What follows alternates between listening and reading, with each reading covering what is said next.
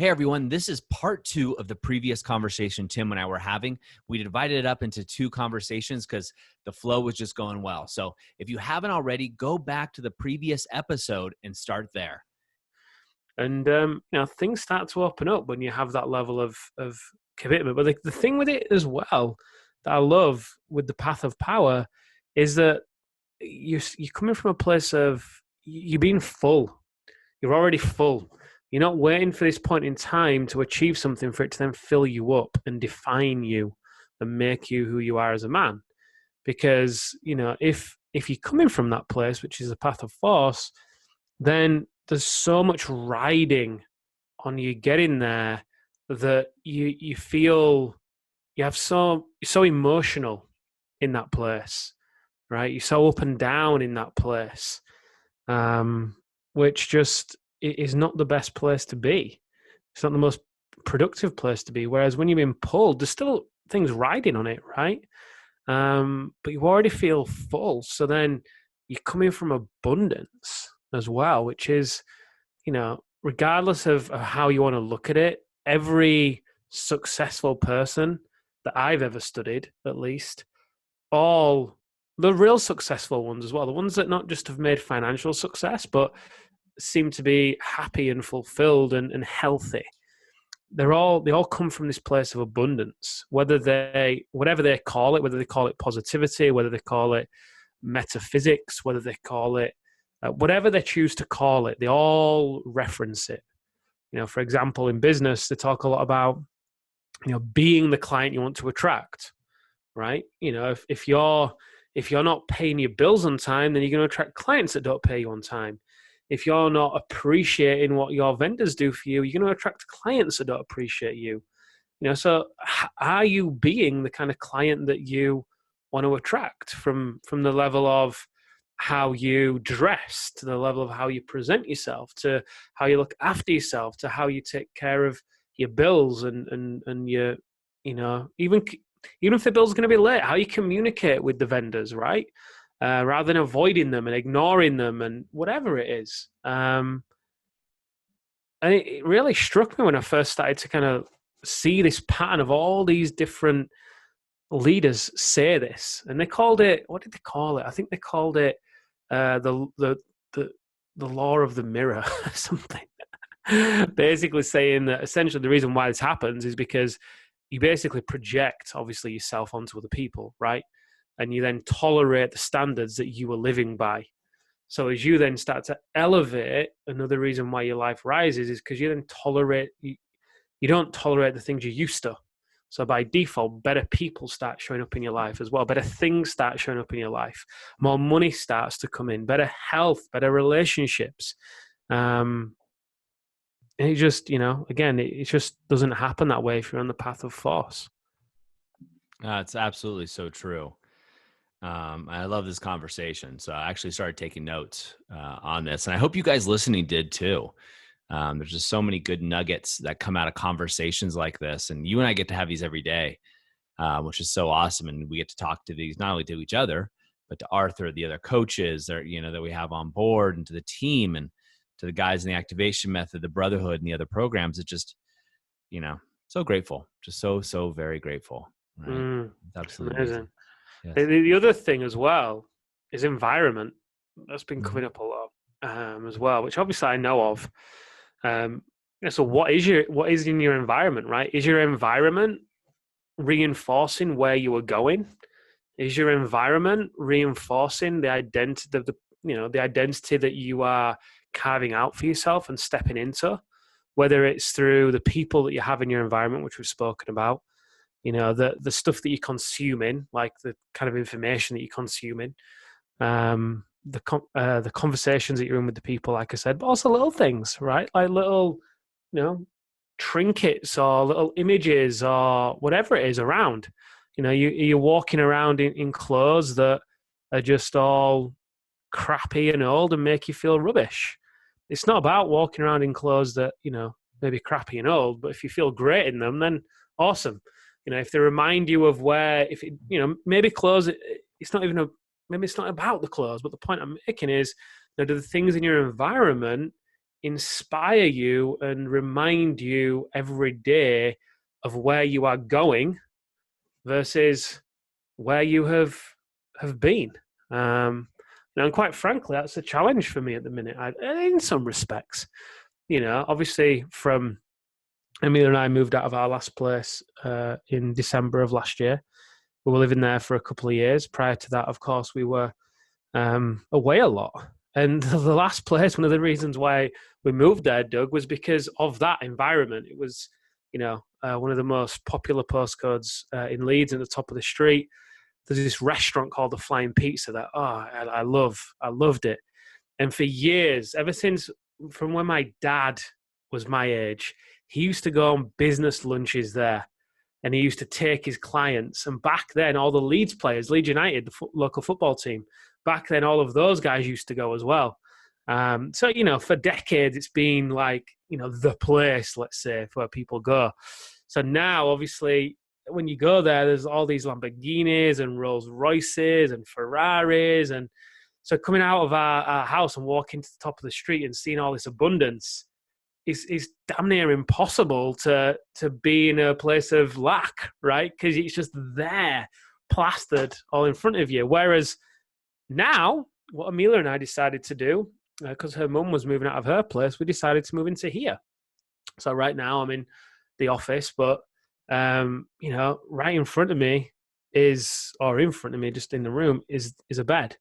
And that bed is a bed that Amelia and I used to sleep in before we really started to build a life together. Before we started going away, before, we started to, live the way we do. So I'm kind of in this environment in some respects with triggers reminding me of where I was many 6-7 years ago, which wasn't a bad place at all, but it definitely wasn't the place, or isn't the place where I'm going, right? So it's just interesting to observe as I'm thinking about environment, because I could put things up. Like, we don't even have pictures up from all the traveling we've done together. When I've been speaking in New York, or the things I've received from clients or whatever, it's all boxed up, because the idea of us coming here for a few months was just to kind of pass some time and get even more cash behind us so we could then move into a place, right? So all that stuff really is boxed up, apart from the office and whatnot. So it's really interesting as I kind of look at the environment, and because at times I kind of feel like I get glimpses of just kind of forgetting how far we've come the past 5, 6, 7 years, right? And it's fascinating to see that. So again, environment, it's super important, super important. But you've got to find out what it is for you, right, within your environment. I'm not a materialist. I can't believe I'm going to say I'm not necessarily a materialistic person. Neither are you, not. I wonder if that means I am. I always thought of myself as I'm not, but maybe I actually am. I don't know. But point being is, find out what is important for you to have in your environment, right? Whether it is material possessions or clothes or pictures or whatever. There's people, there's inputs. Super important. Super important. That's awesome. There's two things that I'd like to add on to that if I can. One is, if the environment you're in right now, like just say your marriage isn't going well or whatever it is, business isn't going well, and you're looking around your environment, which we all do, and you get triggered. So I've got stuff in my office, which is a room in a house, right? I, like you, Tim, you and I are both transparently, we're buying new homes this year, right? For our families. So, we are where we are. Both of us travel a lot. And, if you have triggers in there, so let's say I'm looking at something right now that I got at Mount Everest Base Camp, I can make whatever story I want on that trigger, right? And so for you guys listening to this, are going, okay, well, I can't change my environment right now. And yeah, I'm in the room or working from home because of COVID or whatever. And this is where my wife and I got in a fight, or this is where we used to have sex, back in the day. And it reminds me of how things used to be. Make it a different story that works for you. okay, now we're in the room where we used to have sex and lay in bed together. How awesome has this journey been, right? And start thinking about all the things that are great about it. Remember, Mm, we talked about earlier, or I mentioned about the Stoics and habits, right? Your triggers and your stories around those triggers become habits too. And here's the mhm, catch, it's just a friggin' story. It's mhm. just a friggin' story. And it's your story that you made up. It's just like my little 3-year-old. I was downstairs before we hit this recording playing with him, and he wanted to show me his treasure map, which is a friggin' Amazon box that I ripped up for him. And he started reading me a pirate story, right? Which made no sense, but it was his story. To him, it was very real at the moment, right? Our stories are all real to us, but they're not factual. They're stories. So write a new story around your triggers. That's one. Two, Tim, you're talking about pictures, and you and I have had this conversation several times around the house. But I remember distinctly at an alpha reset, um, one of the guys had an aha moment, and I'll share his aha moment. Is he's sitting on the couch. This is one of the alpha resets because I'll give you a little bit of info on it on the East Coast of the United States. And you might remember this one. But the guy sits there and he's like, "Oh my gosh!" We took it through a series of exercises that we do, and I don't want to go into details, but one of the exercises or questions that I posed was about environment and the people you spend time with and things like that. And all of a sudden, he had a realization, right? Oh my God, my wife and I don't have any pictures of ourselves in our entire house. The only pictures we have of our extended families, our parents. And these are the people who trigger us and cause us the most problems in our relationship. Hmm. So here he is having problems in his relationship, problems in his business was okay, but he had a couple things going on, but mostly problems in his relationship for he and his wife. Almost all of those problems, when we boiled it down for him and we worked with him for a while, stemmed from his in-laws and his parents, right? Her in-laws. Yeah, those are the people who were causing tension within their relationship. They were the catalyst for all of their fights, their discourse, to one person almost committing suicide transparently, and to them almost separating, right? They were on the verge of separation. I think you know what I'm talking about. And then he said, "Oh my gosh, we don't have one picture of us as a couple in the house." And they've traveled all over the world together. All the pictures, every single picture in my house, Doug, is a picture of either my parents or her parents. Just think about that. Talk about triggers and your environment, and all you guys, when you mentioned the environment thing to me last week, I started looking around my office and it's more like organized chaos. I know where everything is, but I know if you had someone who was anal come in here, they would have a heart attack, right? As we do these podcasts, I'm doing exercising. I got an exercise machine behind me.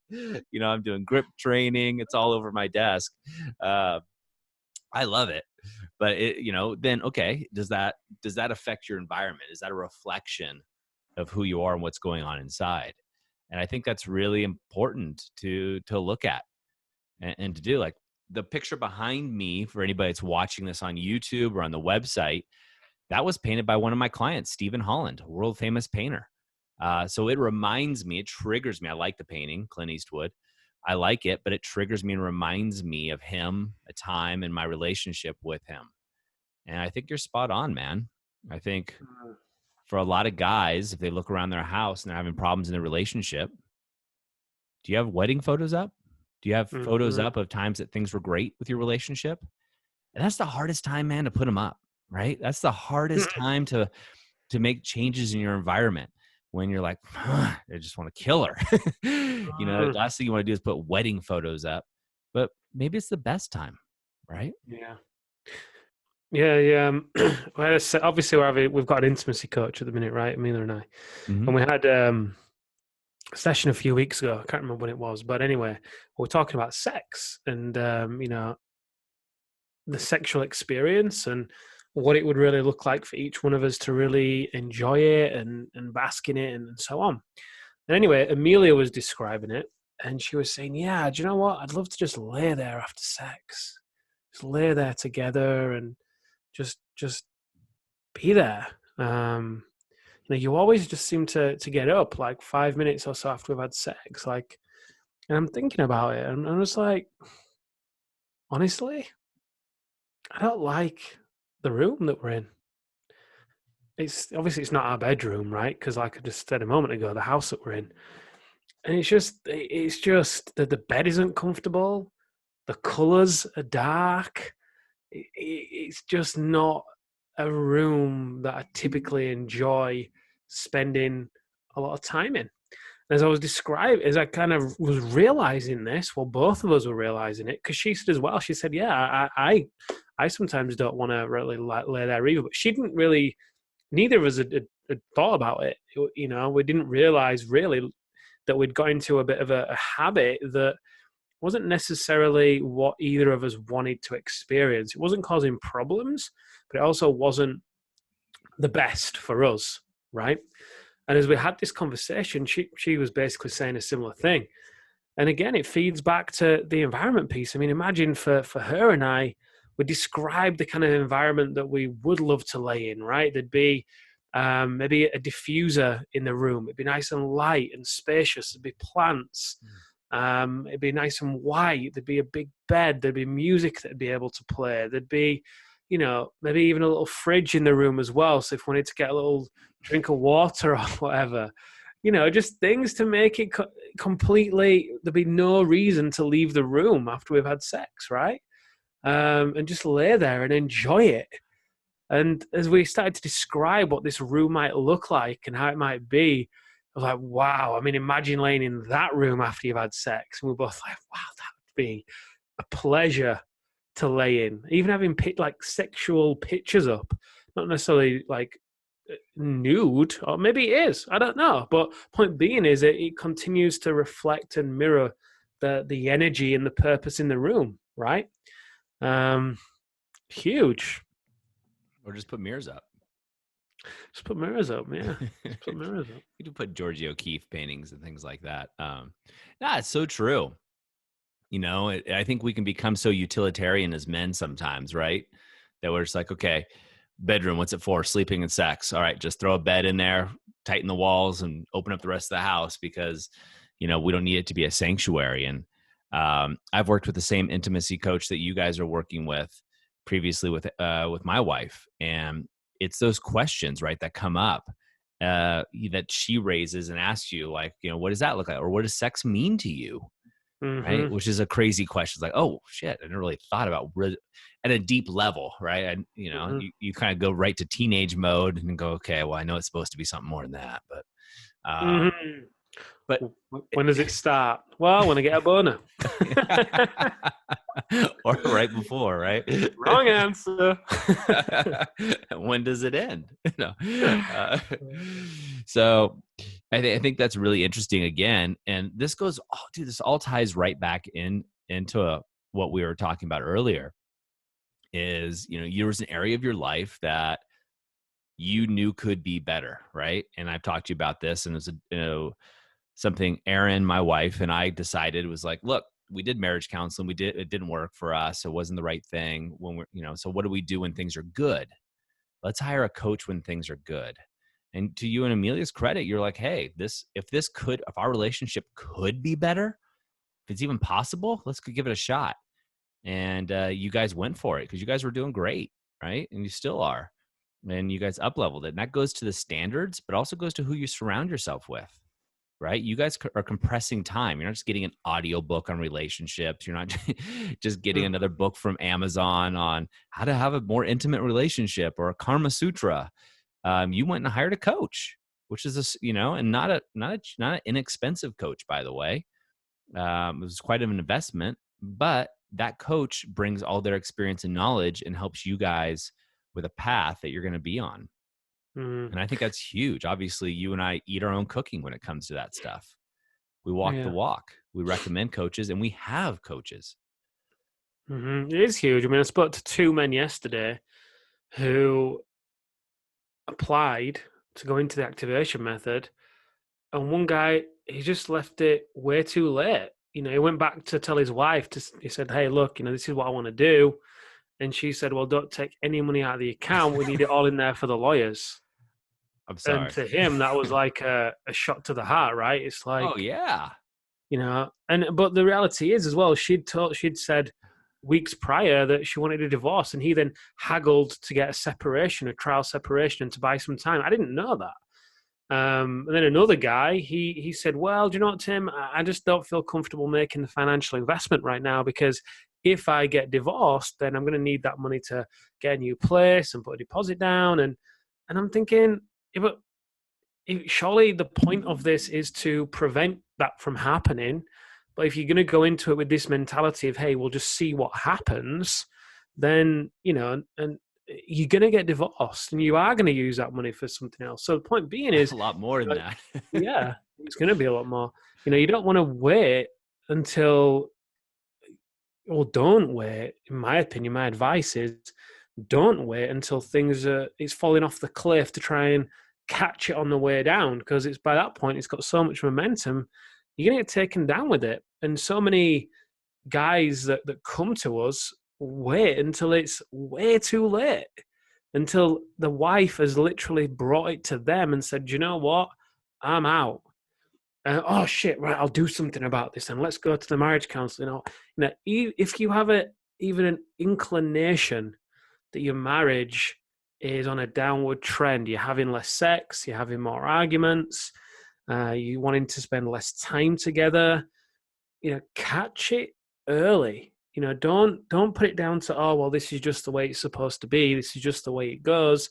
It is for some people who ignore it, but it's not for a lot of people. And when you actually catch it earlier and choose to invest from a place of, I am committed to this being better, then you're actually able to go into the process with much less pressure and fear around it, right? Whereas, like I say, so the best time to invest is when things are good or on a slight downward trend, not when they're actually at rock bottom. I don't know what these guys thought. Oh, maybe she wouldn't leave. Maybe she wouldn't leave me. She wouldn't do that.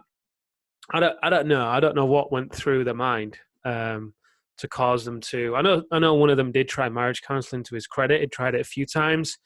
Didn't work for him. So I think maybe that's part of the problem why some guys do leave it, because they try certain things that just typically don't work for a lot of the guys we work with anyway. But that's where, when you're, again, pulled by pleasure and in your inspiration because you love someone so much that you try things quickly, and when they don't work, then you find other things rather than moving too slowly. If you applied that in business, then your business probably wouldn't grow. Oh, your business would be shut down.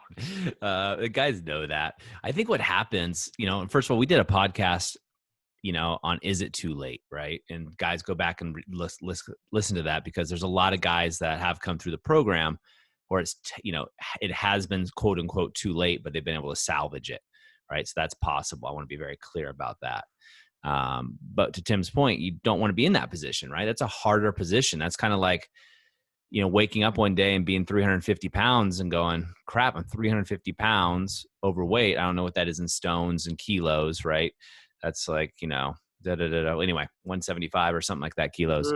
So you're somewhere in that ballpark and you're going, geez, now I got to make a change. And that's a harder battle. It just is. It's a tougher uphill battle. You can do it, right? You can definitely do it. But most guys at 350 just lay down and they succumb to the fact that, hey, I'm just fat. I'm not willing to make the change. And we look at them as other men. We say, dude, just do it. Do whatever it takes, right? It's your health.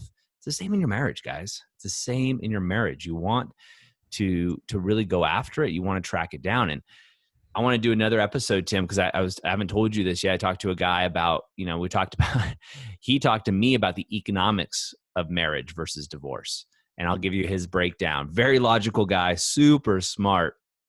And I thought it was fascinating, the take that he had on it.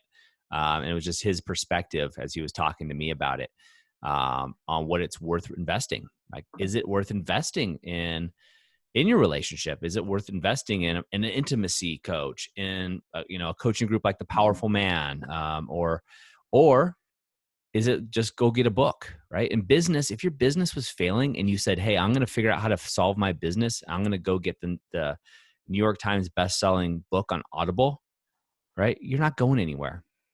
You might get an insight or two, but that's not what you need. Right? You need something big. You need some big changes quickly. And if you're smart, which you are, if you're listening to this, you're obviously you're in the top percentage here because you're willing to better yourself.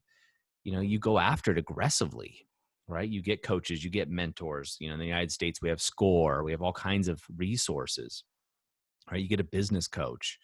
There's all kinds of things you do to make sure you do it. You just don't rely on, okay, well, maybe I'll just listen to the book and the book will do it for me. This isn't high school where you put your biology book under your pillow and hope the next day it's osmosis. It's sunk through your brain. Your life does not work that way. And I think that's incredibly important, as much as I'd like it to. I got a lot of books I haven't read yet that I'd love to be able to put next to my bedstand and just have them in my head, Matrix style. But where would the fun in that be? There wouldn't be, right? You like the idea, right? It's kind of like the idea of Matrix. It's worth kind of noting though, right? Because a lot of people, wish it could be easier, but then if there's no challenge, there's nothing to celebrate on the other side of the accomplishment. Yep.